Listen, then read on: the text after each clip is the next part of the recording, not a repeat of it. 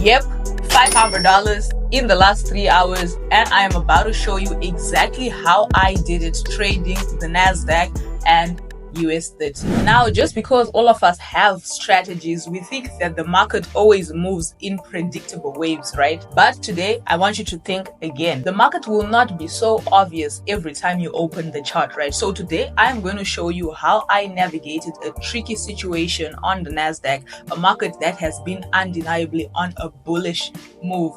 Yes, you heard that right. On the NASDAQ, we are bullish, riding above the critical 200-day moving average. Now, forget all those fear-mongering headlines that you were seeing all over the internet, right? What we had and what we saw recently on the NASDAQ was not a trend reversal, right? That was not a trend reversal. It was just a retracement, because there is a certain percentage that the market has to drop to for us to now consider it as a reversal, but that is not what we are seeing on the NASDAQ, right? So that was just a retracement, a temporal dip in the overall upward movement, and that is exactly where we found opportunity. But let's go straight to business, right? Now, my inner circle got the inside scoop on this setup that I had. They saw me issue a limit order, positioning us perfectly for the market to come right to us. Now, notice the market was up above this level. I gave a limit order expecting that the market is going to drop, right? So here we are, not against the dominant bullish movement in the overall trend, right? But I was just anticipating a short-term pullback within that powerful trend. And this is why. The NASDAQ is strong above the 200-day moving average, like I said, and it had just bumped into a resistance zone right here. What happens when the market gets to a resistance or a support level, right? I also like to consider this zone as a bank zone. This is a very simple textbook scenario for a temporary breather in the market. Remember, the market does not just keep pushing and pushing up to the top. It has to breathe at a certain level, right? And just across the board here on my US30, we were also echoing the same bullish strength, also comfortably around above the 200-day moving average. It had also hit a significant resistance level, triggering a similar wave of a potential short-term, selling pressure, that little breather that I'm talking about that we would expect, right? So the breakout strategy buyers were eyeing that initial breakout that we are seeing here on the US30, right? And then they'll maybe even jump into the trade to have premature buys right now at this point. But here is where the strategic thinking comes in, right? In a firmly bullish market like this, these temporary dips are what we call golden opportunities. You need to know and understand what you're doing, especially when you should exit the market, not just hold, especially when the market is, in an uptrend, right? Going against the trend can be really dangerous, but it is also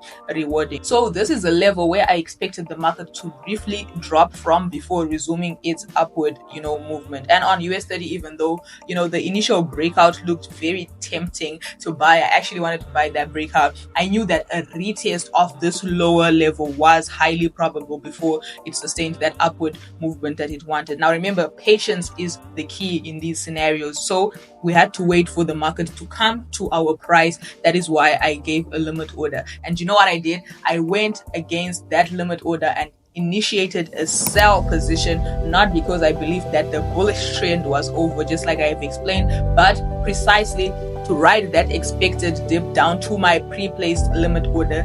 And this is where the strategy played out. So I had to let the trades run for a bit, and in less than 20-30 minutes we already up over $150. They're about $140-$150 on both our trades. I just entered 2 trades, as you can see right here. I was not willing to risk a $1,000 account, and just like that, in a few hours later, you can clearly see that the market kept dropping, and we're over $500 in just these few hours of watching the market. And right now you can see that US30 is right at my limit order, almost just a few pips. What I'm going to do, I'm going to exit the positions, and the NASDAQ is actually way far away from the limit order, so I'll wait for NASDAQ to play out a little bit and then see how it looks like before we actually call it a night, right? But then, as you can see, that's exactly how I wrote down this movement, and obviously you want to ride it up to the top, so I'm not going to really be risking or expecting too much from this trade. But $500 in just a few hours is absolutely lovely. So the key takeaway here is not about fighting the overall trends, it's about how you can benefit from both movements if you actually know how to read the candlesticks, understand what the market wants to do. And at the same time, our inner circle was also seeing a really great opportunity on gold. I let the trade run for a few more minutes and then ended up holding it overnight. as you can see, this is how we actually then looked like on gold ended up being our trade for the week. We ended up closing with over 440 pips on this gold trade. We had NFP where it then retraced a little bit, but the trade was actually, or is still actually, a really great potential movement that we would expect. Let's dive right onto the weekly analysis. We might as well start with this gold movement. I will explain this whole situation in a different video because this trade was an absolutely killer trade, and it's something that happens most of the times in the market right now. As you can see, gold is literally on an uptrend on the overall movement. It still does have a leg to form at around about this spot, so you want to always keep that in mind and not ignore these obvious signs, right? In case the market breaks out, you keep holding a trade when you clearly know that it's going to really drop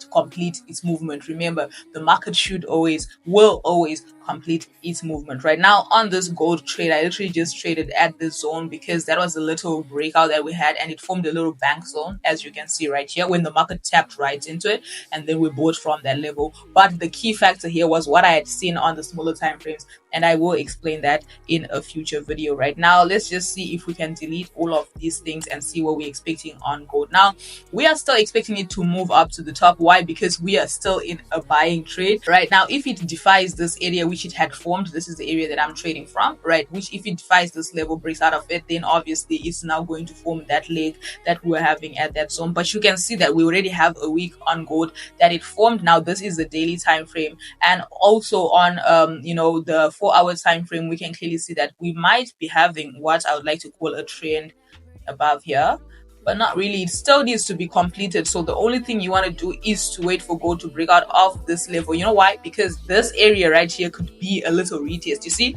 gold was breaking out of this level. Let's just assume that it was tired of pushing up to this top, right? It started to drop, forming a little downtrend, but it's only a downtrend if it drops around about 20%. Now you can clearly see that it broke out of this level, this area right here. We actually sold this movement to this zone, and it gave us a little retest, and then it's dropping now. It could actually just retrace from here and keep dropping. So what you want to do is to watch out for this area if you're going to be going long on gold. If it breaks out of this area, you want to stay out. You might as well expect it to keep tanking to the bottom. But if it continues, breaks out of the trend line, the very simple things that we always do is what you want to continue doing there. Now on the NASDAQ, this is the limit order that I was talking about.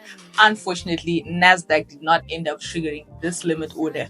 Yes, it then eventually defied this bank zone and then broke out of this area. Now it is actually very simple as ABC, right? What we're going to do is we're going to reanalyze. The market moves however way it wants. We will just react to what the market is doing. Now you can clearly see, I'm telling you that it broke out of this area. The first thing that you notice in the zone is this area has not yet been retested.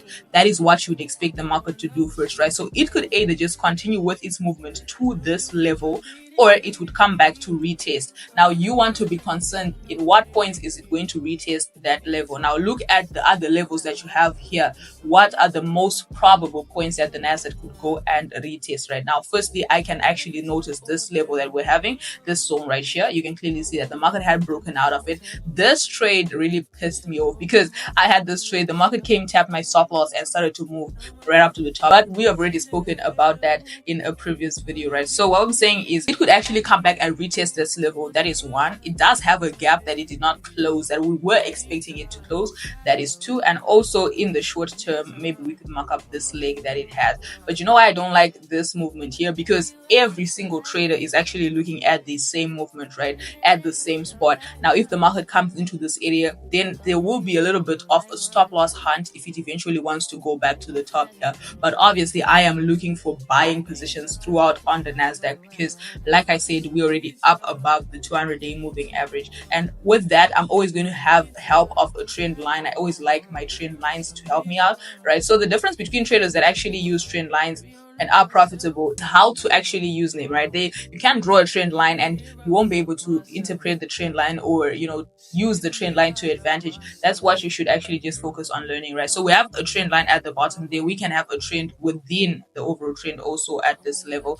Now I would be looking at the market coming into this area. You can already see that I already have 2 points of confluence. Firstly is this resistance level that it was having. Well, now it's a support because it was broken out of, and then the trend line is right here, and now we have 3 touches. So if the market comes here, now this is an obvious setup for everyone, right? So there might just be a little stop loss hunt in this level, and then it pushes up to the top, or it will break out and come to this area. Either way, I'll be looking for buying positions at both of those levels on the NASDAQ, or if it actually then just breaks out of this area above those levels, and we just have to write it up. We might just be seeing new highs on the NASDAQ soon enough, right? You can see we just have this little, just notice how it had dropped. We really tanked and everyone was in fear, everyone was panicking, and just look at this movement, right? We just really had a recovery move with just one big candlestick, and that changed everything, right? So as simple as that, the NASDAQ really looking nice, and we're actually going to have a really great week on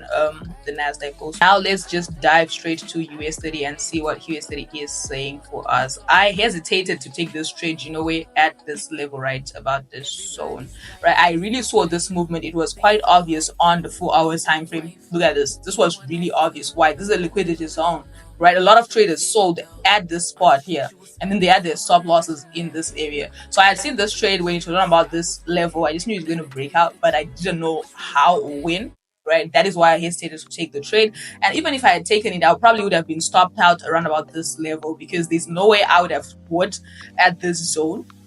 Let's just see how that would have looked, right? Let me say I attempted to buy in this area. I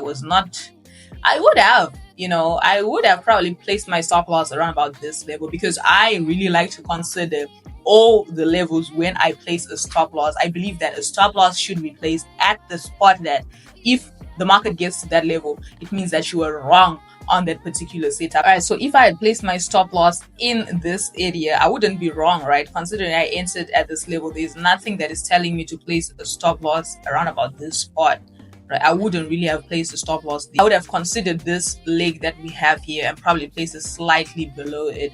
And normally you also want to wait for the market to break out of your stop loss level and close outside of it to consider that it is actually a defied stop loss. Even when it breaks out, you should wait for a breakout, a close outside of a breakout, and then you continue. But that's it on US30. Let's just go on to the daily time frame. Let me see what nice thing I can get here. Also looking for buying opportunities on the US30 as usual. You know what we want to do with these stocks, always want to look for buying opportunities, and it looks really perfect, right? So the only thing we actually have to wait for US30 to do is to break out of this trend line. It breaks out of this trend line, we already know that we're going to ride it up to this area here. Right up to this area, but the only thing you have to do is now consider where you're placing your stop loss levels and where your entry point is going to be. You can't just say you enter at this level and then right out to this zone. You should consider, if you enter at this level, let's say after a breakout, you enter at this spot. Why is this not moving? Right, you're going to place your stop loss way probably right below here, if that makes sense, or right below here, and all of those things are going to be seen on the smaller time frames when the candlesticks are performing their job, right? Let me see what this will now look like. We really don't have a breakout yet. We have a breakout and a retest here, which is good. It considered that and then it went up. Now the only thing that will help us in this area would be a little trend line, so we have more confluence. Right now you already see we're predicting the next leg to be around about this spot here, so it means the stop loss has to be here, and then it means you have to really wait for the market to come to those levels to have a better stop loss. But if it does not do that, it breaks out of here, forms a whole different scenario here, then that's it. You also have good levels to be placing your stop losses. But then that's exactly what the market is looking like. Not complicated as usual on both the NASDAQ, US30 and gold. We are looking forward to having an absolutely gorgeous week on these markets. Guys, that's a wrap on today's video. I do want to mention though that I've finally decided to reopen a couple of spots on my CTG Elite 2.0 mentorship, which is where I'm going to be working with you one-on-one, so that obviously you become a consistently profitable trader, right? So this is not a course or any coaching program that we're going to be having. This is just me and you talking about the markets, really diving into every single thing according to the depth of how you will be understanding and how you will be interpreting the market, because it's totally different when it comes to each individual, right? And as many of you know, spots have been shut down for the past 2 months already. We didn't have any open spots, and that is when I was busy working with the other elite students, and they're having really good and consistent results. Most of them have been passing their funded accounts, receiving payouts just like all of us. And And if you're interested in joining that, make sure you click the link in the description below, and I'm very happy and excited to have you on board. But if you did enjoy this video, don't forget to hit that like button, turn your post notifications, and subscribe to the channel. You feel me? With that, it's been Tino, and I'll see you in the next little video. Love you guys. Now we get this money, so I guess I can't complain.